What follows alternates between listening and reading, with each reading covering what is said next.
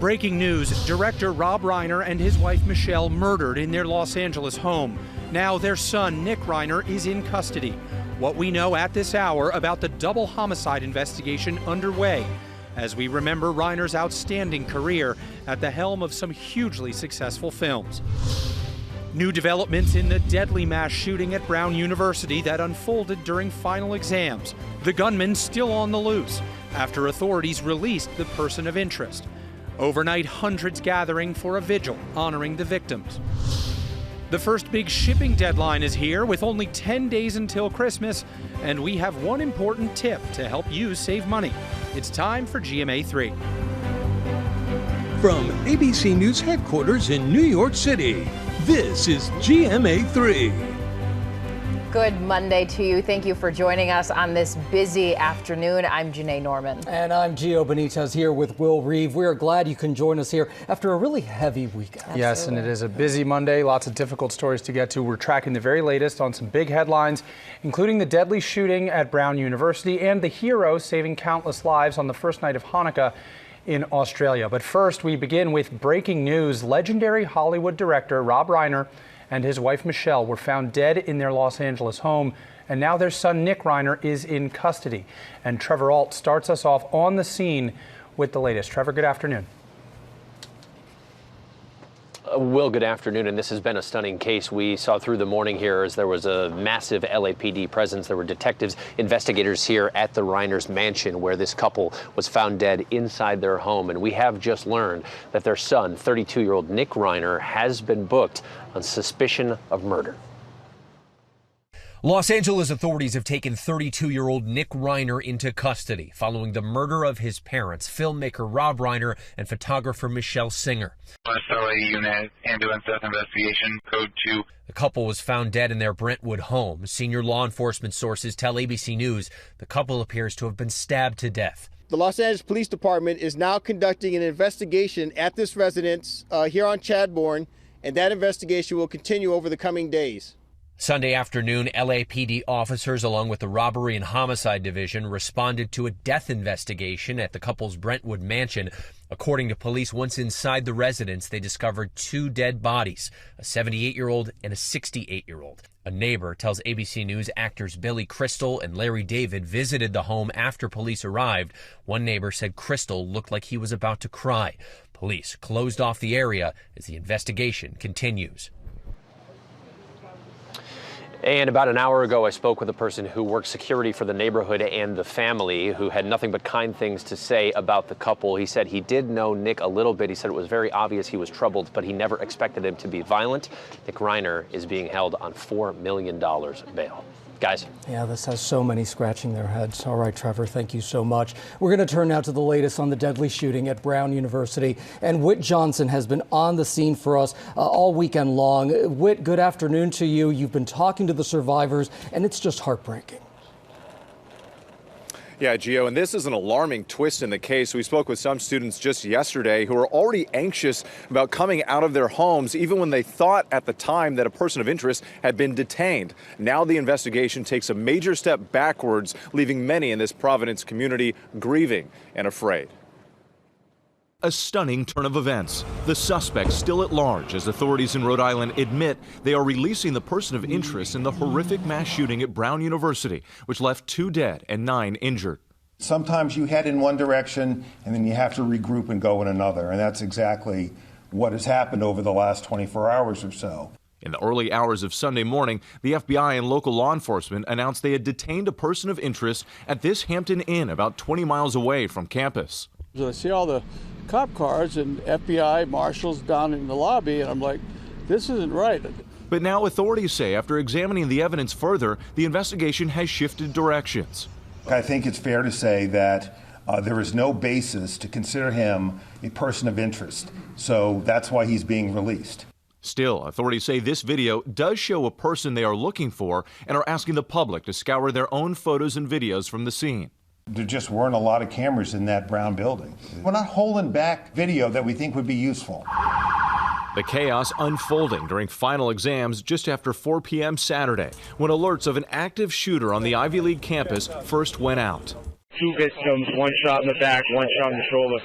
Students barricading themselves inside classrooms, hiding underneath desks, crouched in fear. This heart-pounding video showing the moments police officers entered a room where a number of students were sheltering in place. Providence Police! Hands! Hands up, hands! Obviously, there's something going on. We're here to help you. Just listen to what we have to say, okay? Police say the gunman fired more than 40 rounds from a 9mm handgun inside a classroom. I saw the victims' bodies and it was really frightening. Joseph Aduro, who is graduating this month, was leading a study group of about 60 students inside a lecture hall when the shooter walked in. When you made eye contact with him, what did your mind tell you in terms of what was happening in that moment? Immediately when I saw him, I saw a gun. The gun was so big and long that I genuinely thought, like, okay, this is the end of the road for me. And Arduro tells me he was actually texting his family in real time as the shots rang out, telling them that he loved them and to please pray. He had one more final exam to take before graduating, but Brown University has canceled the remaining finals and classes for the rest of the semester. Guys. Unbelievable. Nearly 48 hours later, the gunman is still out there. Whit, thank you for your reporting. Now to the targeted attack, killing at least 15 people when officials say 2 gunmen opened fire on a Hanukkah celebration at a popular beach in Australia. The suspects now identified as a father and son. Chief International Correspondent James Longman is tracking the latest. Good afternoon to you, James. Yeah, hi, Janae. Bondi Beach is a world-famous tourist spot at this time of year, packed with visitors. But a Hanukkah celebration in the summer sun was brutally interrupted by the worst terror attack in Australia's history. New videos show hundreds of beachgoers running for their lives during the terror attack at Australia's famed Bondi Beach. And then I heard bang, bang, bang, bang, bang. 3 minutes of gunfire, didn't stop. The harrowing moments unfolding Sunday evening as the crowd gathered to celebrate the first night of Hanukkah. But the festivities coming to an abrupt end as a pair of gunmen opened fire. The attackers seen here, police identifying them as a 50-year-old father and his 24-year-old son. Video shows one gunman aiming at the crowd of more than 1,000 people from this footbridge. Officials say at least 15 people have been killed and at least 40 others, including children and senior citizens, injured. Among those killed, Rabbi Eli Schlanger, who served as rabbi and chaplain to the Bondi community for 18 years, and Holocaust survivor Alex Klaitman. His daughter told ABC News he was killed while trying to protect his wife. Mourners coming out on Monday morning to lay flowers and pay tribute to the victims. And amid the chaos, a moment of bravery. A bystander rushing one of the gunmen from behind, managing to pry the gun from his hands before turning it on the suspect. The injured hero identified as Ahmed Al-Ahmad. We saw like maybe six bodies like falling down. The first guy got a lot of people actually, and the second guy on the bridge, he had like a sniper, so he was like more precise in his shooting. Ahmed now recovering at a local hospital after being shot twice. That man is a genuine hero, and I've got no doubt that there are many, many people alive tonight as a result of his bravery. First responders killed one of the gunmen at the scene. The other is in a critical condition. And there have been remarkable tales of bravery by ordinary people, including one woman who jumped to lie on top of a small child who'd been separated from their parents until the shooting stopped. Both of them survived. Guys. It is hard to find the words. James, thank you for your reporting. Each of those 3 stories that we just covered are so hard, so heavy. Just a really hard time. So many families that we are thinking about. Still coming up here on GMA3, remembering Hollywood director Rob Reiner. Stay with us.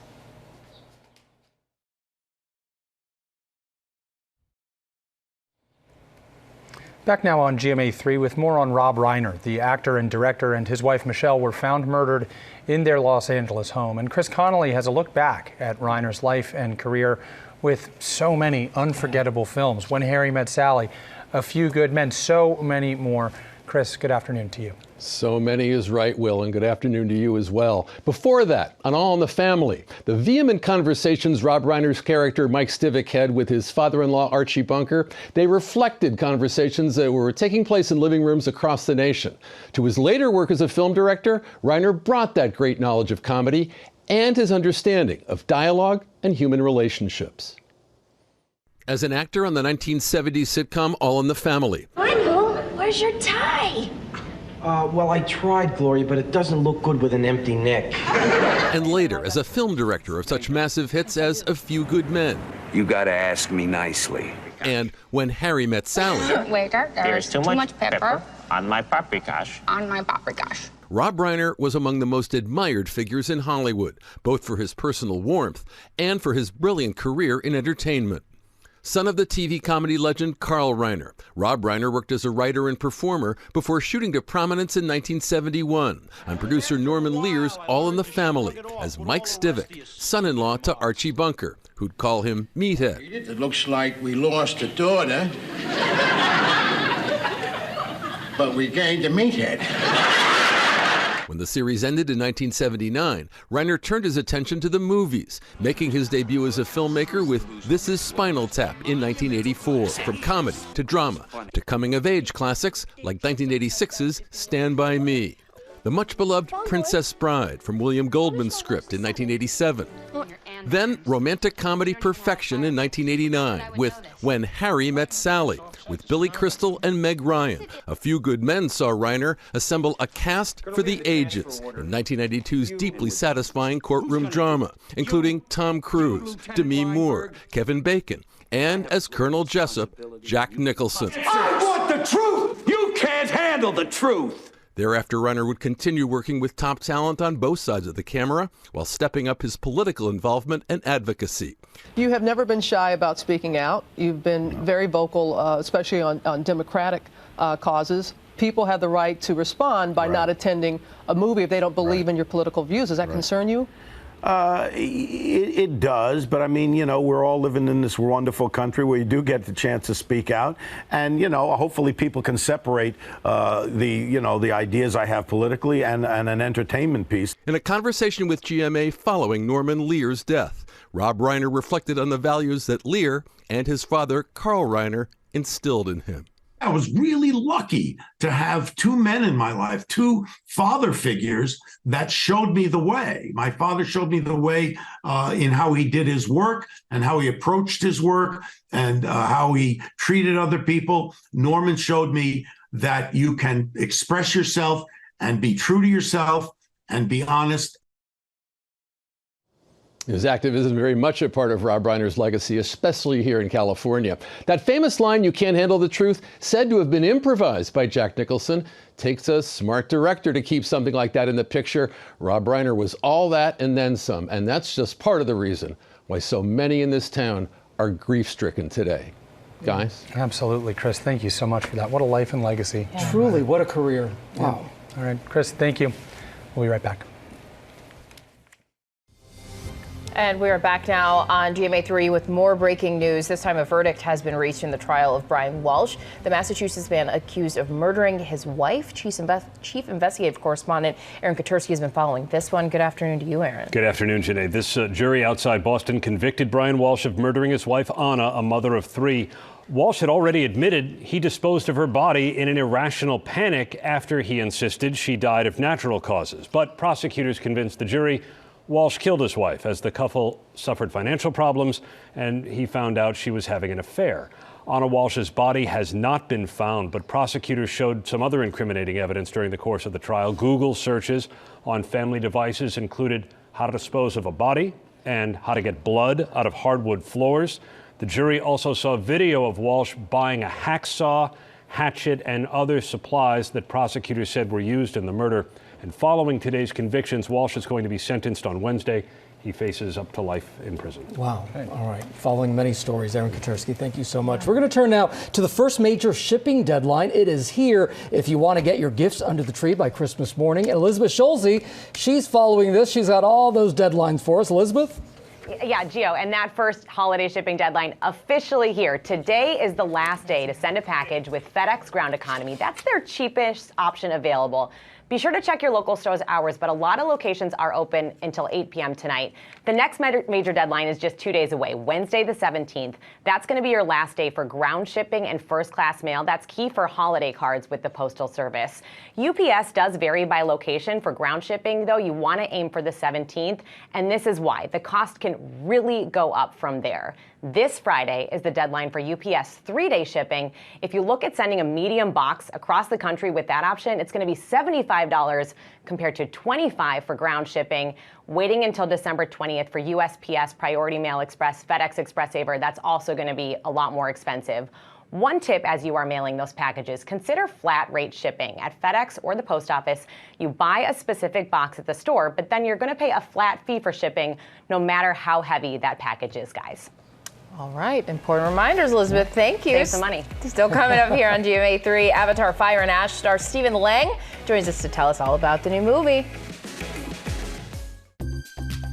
Welcome back to GMA3. Welcome back to GMA3. Breaking news coming in just moments ago on an already heavy Monday afternoon. General Hospital star Anthony Geary, who played Luke Spencer on the ABC soap opera, has passed away. Luke and Laura's wedding on General Hospital aired in 1981. It drew about 30 million viewers. That's the highest ratings in soap opera history. May he rest in peace. And to your point, on a heavy day, just more sad news. We are now going to turn to more on the mass shooting at Brown University. Authorities are still searching for the gunman who opened fire in a lecture hall, the chaos happening during final exams.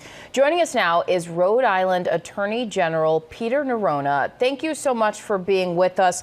Let's start with where the investigation stands at this moment and anything else you can tell us after finding a suspect who was detained, who you then had to release. Yeah, look, I mean, I think starting with that person of interest that we detained, there was a quantity of evidence that pointed in that direction. And that's not unusual. I've been a state or federal prosecutor for 30 years, and sometimes, investigations develop that way. You follow every lead to its conclusion. We followed that one. As the evidence analysis came back, we realized that the person that we had detained, a person of interest, we should release, and we did. That didn't mean that the other leads weren't being followed up on at the same time in real time, and that continues to happen today. Providence Police are working with our prosecutors, embedded with them. We are the DA here in Rhode Island. There aren't DAs here. The Attorney General's office, I'm responsible for all felony prosecutions, are working with FBI, DEA, police, ATF, and that work continues. And I'm confident, based on, frankly, my experience in cases, there are none like this here in Rhode Island in our history, but ones with sort of similar ultimate outcomes in terms of who the suspects are. And sometimes that can take a number of days or even a couple of weeks to get to the finish line. I hope that doesn't happen here, but I think the public just has to be patient with us as we work through the evidence that's available to us. Mr. Attorney General, help us understand, because I think this is a question that's on a lot of people's minds. Was this person of interest cleared, or did you just not have enough to charge him? No, he was effectively cleared. The evidence that we have, the scientific evidence that we have available to us, after it was analyzed, made clear that this was not someone who should be detained in connection with this case. And so we released him and have moved on, looking at other evidence and pursuing other leads, pointing at additional potential individuals. So if the person that you had in custody was effectively cleared, that means that the gunman, who may still be out there, would have had an additional 24 hours, even more. It's been about 48 hours now since the shooting, to be on the run. So what can you tell us about the state of the investigation, the resources that are being deployed, and how you might get closer to finding the person who did this? Yeah, so I think it's important to recognize that we were pursuing multiple leads at the same time. So, when you get a lead over here, well, then, if that lead looks promising and the evidence that you have available to you says, hey, look, this could be a person of interest, which means, there's evidence that points in that direction, but you need more to bring charges. That doesn't mean you're not following up on every other lead that comes in. or you're still not deploying resources, which has happened all along. And so what's happening right now is we are looking at every single piece of evidence available to us and developing evidence as it comes in. And that could be from a whole variety of sources. I certainly don't want to give away the game plan while we're working it, but the people involved, we're talking about, literally hundreds of Providence police officers at its core. I would say 30 to 40, along with multiple teams of state police, ATF, DEA, other federal partners, state partners working with us on this investigation. And I'm confident that based on this deployment of resources, which has happened, which has been deployed from the first minutes, we will have this person in custody. But sometimes investigations like this, where you're relying on the kinds of leads and evidence we have available to us, can take some time. Sir, very quickly, we are almost out of time. There's no new lockdown in order. This suspect is still out there. Tell us about that. Is there any concern for the safety of the community? Well, look, I don't have any reason to believe that this person poses a particular threat to a particular person at this time. But of course, given, as you point out, there's someone who committed a double homicide and shot 9 other people, there's a person out there that is armed and is dangerous. And so people need to be aware of that. Does that mean that we shut down our lives until this person's in custody? That's just not practical. Sir, thank you so much. I'm so sorry we have to cut you off. We are out of time. Thank you for being with us. We'll be right back here on GMA3. Back now with the story of an Atlanta woman making a difference in her community, giving back during the holiday season and all year round, really. It's a lovely story. It all started as a way to show her children the importance of helping others, and now it's grown into so much more. Here's Robin Roberts. We have 13 families who need help with food. For $85, we can provide enough groceries to last a family for several days. These are calls for help, posted on the Facebook page for Giving Grace, a rapid response nonprofit organization in Atlanta, Georgia. I don't know of any other organization that responds as quickly as we can. If the funds are donated, we have the ability to respond within minutes to an emergency. It started when Christy Betts wanted to teach her children about community and giving back. But over a decade later, it's grown into her life's calling. I am sending out an email about the food crisis that we're in. It works this way. Christy posts a specific need, like this one, a request for donations to help 7 families off the cold streets and into a warm hotel for the night. Christy and her team crowdsource Giving Grace's Facebook community to raise the funds ASAP. We can help bring some temporary rental assistance, or if we can help to pay for a bill like a daycare bill to keep them employed, to keep them housed so they can stay stable. Helping people like Tatrena, a single mother of 2, secure stable housing. Without her, it would have been really hard. And this holiday season, Giving Grace is showing up again. We sort this, get it ready to be delivered. To provide Christmas gifts for the kids of 275 deserving families. Every person has something to give, even if you don't have the financial means to help. Maybe you can give somebody a ride, cook a meal for a neighbor that needs help. We're not changing the entire world, but we are changing somebody's world. That they are. Wow. To date, they've served more than 3,800 families throughout Atlanta. They've distributed more than $2.6 million. Wow. How great is that? What a beautiful story. When we need light in the world, there it is. There you go. All right, thank you, Will. And now we head to the land of Pandora. Avatar Fire and Ash is just days away from hitting theaters. And Stephen Lang is right here. He's, of course, played a villain for years. We're going to chat with him in just a moment here. But first, let's take a look at a clip. That's not what you really want. What do I want? What you've never had. An equal. You want to spread your fire across the world. Ooh, yes, Stephen. Thank you so much. That's good. Give myself the goosebumps. Oh, we were talking because I was wondering, is it hard to find this character again? The first one came out in 2009. It didn't start shooting again for another decade. Was it hard for you to find that character again? No, the character never disappeared. I kind of kept him in a corner burning, somewhere. And when it was time to shoot again, I just sort of blew on the coals, and there he was. Oh, and you had a mishap on day one, right? So they say. I just got a gash on the head. It was the first shot, and I remember Jim Cameron saw me bleeding and said, "Yeah, we drew blood. This is going to be good." So yeah. An inauspicious start, but clearly it was an auspicious start. Okay, there you go. Well, we're glad that you're okay and that the movie's about to come out. We describe your character as a villain, but you have a slightly different take on it. Well, I mean, I'm the advocate for the character. If I don't love him, who will? You know, and I do love him. And through the course of the saga, we're into this is the third Avatar film opening. The character has expanded.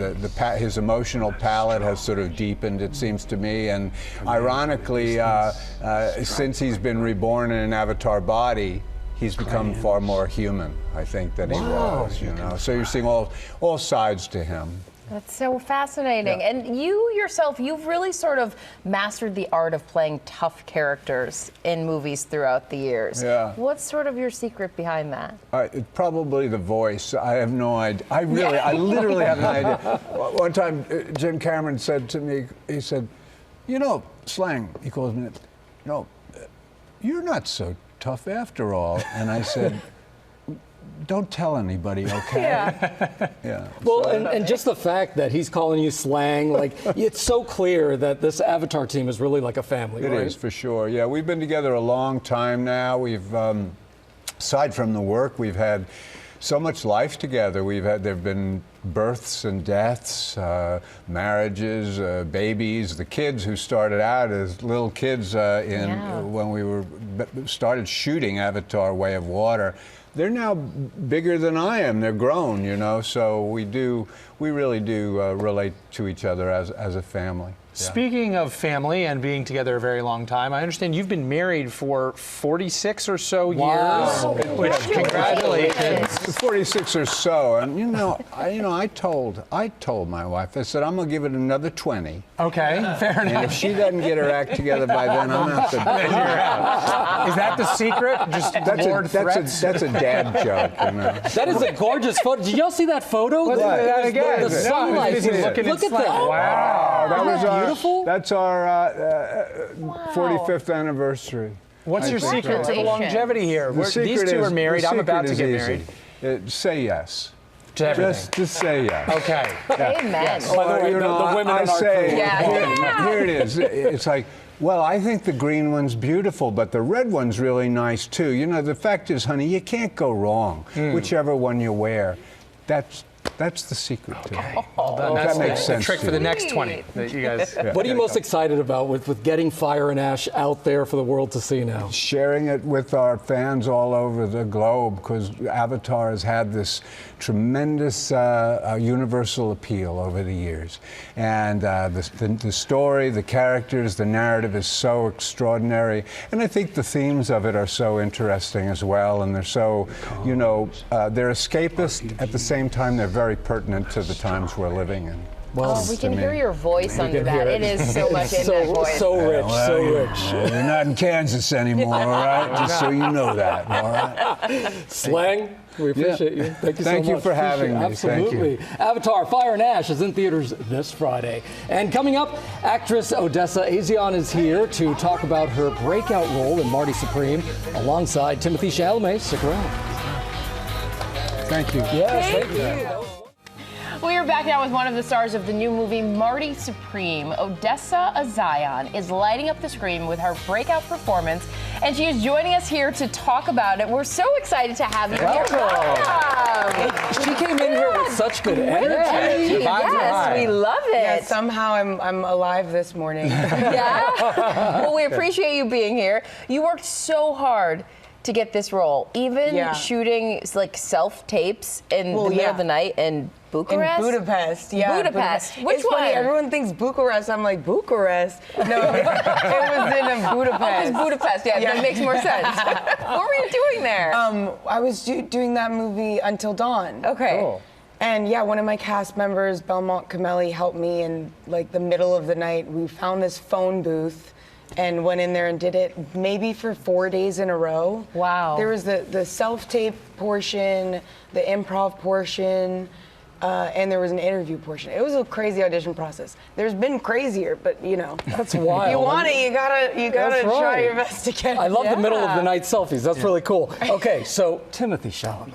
I mean, I come know. on. He's incredible. Incredible. He stars as Marty in this. What was it like to work with him?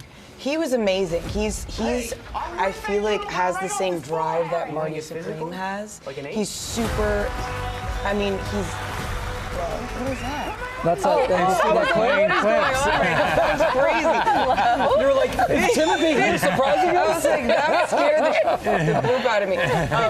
Yeah, he's incredible. He had so much to do on the movie. I mean, so much to memorize, and was a really incredible scene partner. And he's just as good in real life as he is watching him in The Thing. Yeah, and he's going to be here on GMA tomorrow. And we can't wait to see the film, for the audiences to see the film. Let's take a look at a clip right now, though. Oh. Uh-oh. Look, I got no husband right now. I got no job, and this money would really, really help me. And, you know, let's be good people. You realize I got that dog for free at the pound, right? Well, that's kind of the wrong way to look at it. Oh, really? Yeah, really.